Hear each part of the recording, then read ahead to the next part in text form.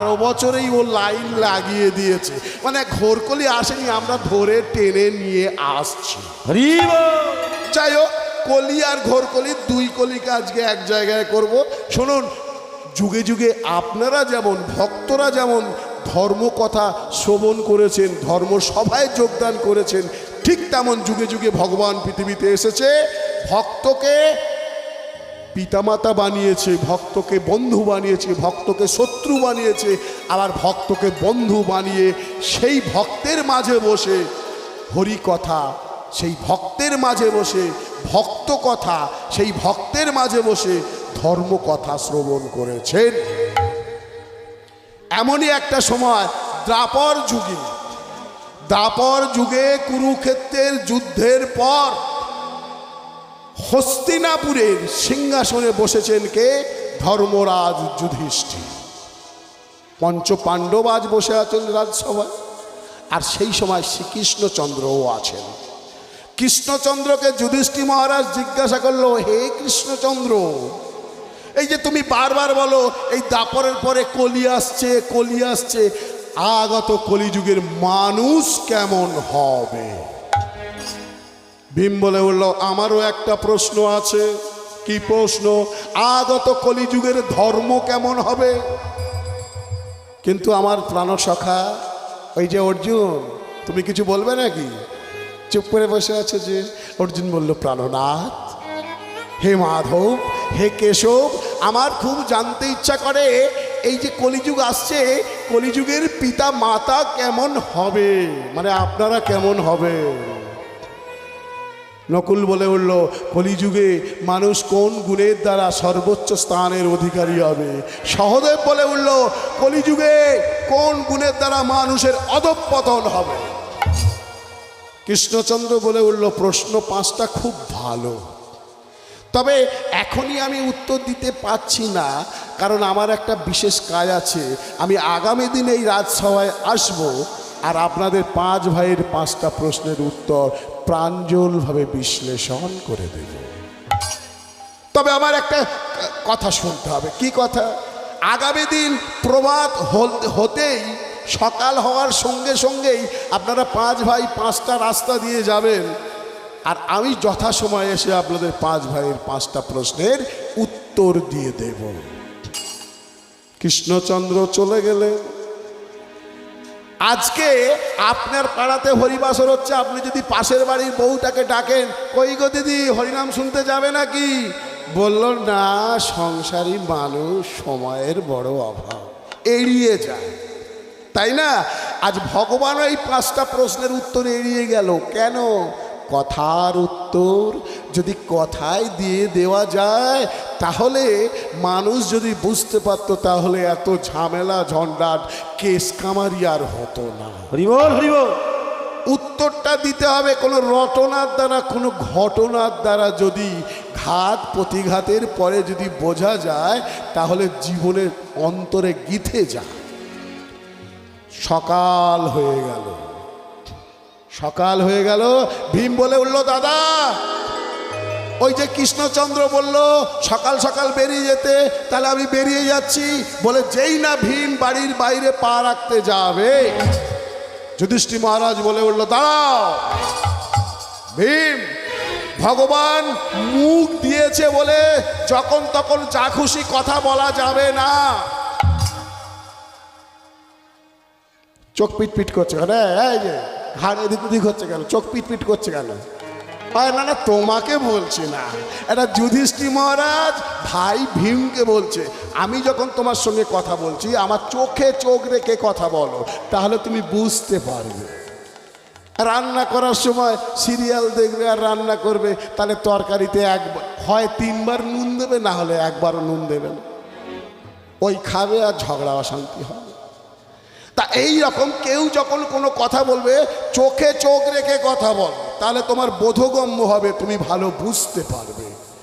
আর তোমার যদি বারবার চোখ পিটপিট করে, মাথা এদিক ওদিক করে, তার মানে তুমি এই কথায় কান দিচ্ছ না, তোমার বসে থাকাটাই সার হবে।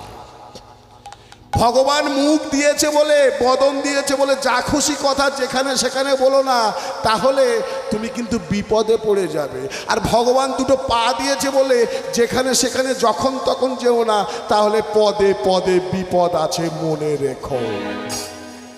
ভীম বলল, দাদা তাহলে কি করতে হবে? বলল, বাড়ির বাইরে থেকে পা দেওয়ার পূর্বে ভগবানের নাম গান করো, ভগবানকে স্মরণ করো, পিতা মাতা গুরুজন যারা আছে তাদেরকে প্রণাম করে বার হও। তাহলে তোমার সেদিন যদি কোনো বড় তাল বিপদ থাকে, যদি মৃত্যু যোগ থাকে, তাহলে তোমার সেটা হোঁচট লেগে গিয়ে বদরক্তটা বেরিয়ে যাবে, তুমি প্রাণে বেঁচে যাবে, তোমার তাল বিপদটা তিল হয়ে ছোট্ট হয়ে যাবে। ভীম বলে উঠল, দাদা এই যারা দিনরাত হরিবোল হরিবোল বলে, মানে আমাদের কথা বলছে, আমরা যারা দিনরাত হরিবোল হরিবোল করছি, গাড়ি নিয়ে দৌড়দৌড়ি করছি রাস্তায়, তাহলে কি আমাদের বিপদ আপদ হবে না? আমাদের কোনো সময় গাড়ি উল্টে যেতে পারে না? হ্যাঁ, কোনো বিপদ আপদ কি হবে না? আমরা তো দিনরাত হরিবোল হরিবোল বলছি। যুধিষ্ঠির বলে, শোন তাহলে তোর প্রশ্নটা খুব ভালো, উত্তরটা আমি দিচ্ছি। মা তুমি বলো, তোমার মনে করো রান্না করতে করতে তোমার তেল, সর্ষের তেলটা শেষ হয়ে গেছে, পাশেই দোকান, খুব জোরে বৃষ্টি হচ্ছে, তুমি ছাতা নিয়ে দোকানে যাচ্ছ, তোমার মাথায় বৃষ্টির জল পড়বে কি না? মা বলছে পড়বে, অল্প পড়বে। হ্যাঁ, বৃষ্টি যদি খুব জোরে হয়, ছাতা মাথায় থাকলেও জল পড়বে, তবে সামান্য পড়বে, কারণ মাথার উপরে ছাতা আছে তাই। ঠিক তেমন যে যেমন কর্ম করবে ফল তাকেই পেতে হবে, কিন্তু মুখে যদি গৌর গোবিন্দের নাম থাকে, গুরুজনদের আশীর্বাদ থাকে, তাহলে তোমার মৃত্যু যোগটা কেটে গিয়ে বড় তাল বিপদটা তিল হয়ে যেতে পারে। ভীম বলে উঠল, দাদা এইরকম ভাবে বোঝালে কি আর বুঝবো না? খুব ভালো বুঝতে পেরেছি, তুমি আমাদের মধ্যে বড়, তুমি আগে চলো।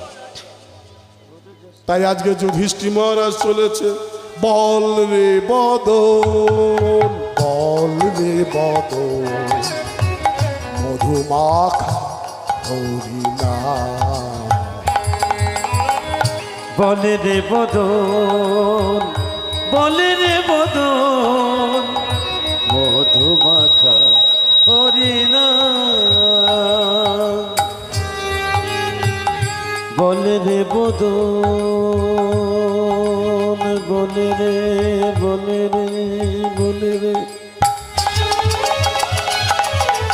আস্তে আস্তে আস্তে আস্তে, ওখানে কি হচ্ছে? ওটা ওটা কি হচ্ছে? না না, ওদিকে তাকাবার দরকার নেই। আজকে যেটা নিউ দিল্লি, একটা সময় সেটা ছিল হস্তিনাপুর। হ্যাঁ, বুঝতে পেরেছেন? হ্যাঁ, এইবার এদিকে তাকান।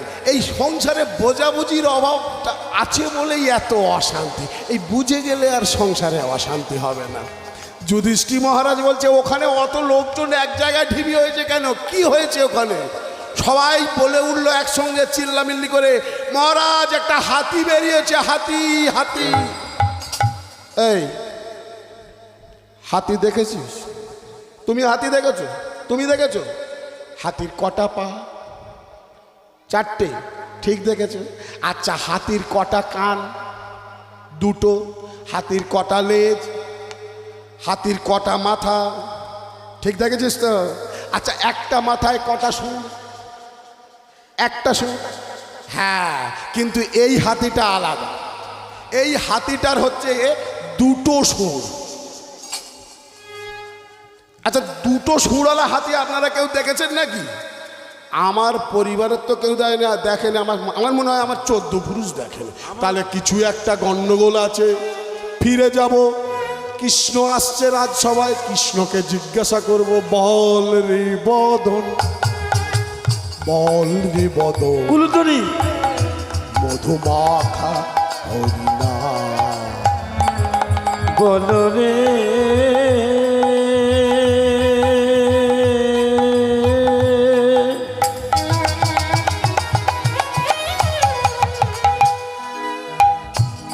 বলো রে, বলো বলো বলো রে।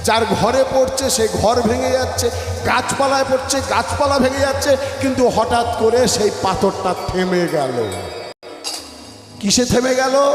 একটা ঘাসের ডগায় লেগে পাথরটা আটকে গেল। ভুতুড়ে ব্যাপার, রহস্য আছে। ফিরে এলো সঠিক সময়ে, রাজসভায় এসে সবাই বসে পড়ল। আজ কৃষ্ণচন্দ্র এসেছে, হেন কালে কৃষ্ণচন্দ্র তথায় আইলা। হেন কালে কৃষ্ণচন্দ্র, হেন কালে হে হে কৃষ্ণচন্দ্র, হেন কালে কৃষ্ণচন্দ্র তথা যে আইলা। ও মায়েরা, মনে করুন ভগবান যদি আপনাদের বাড়িতে এসে যায় হঠাৎ করে, তাহলে আপনারা কি চুপ করে এরকম ভাবে থাকবেন নাকি? একটু তো উলুধ্বনি শঙ্করধ্বনি দেওয়া যায় নাকি? হেন কালে কৃষ্ণচন্দ্র তথায় আইলা। হেন কালে কৃষ্ণচন্দ্র তথা যে আইলা। হেন কালে কৃষ্ণচন্দ্র তথায় আইলা। হেন কালে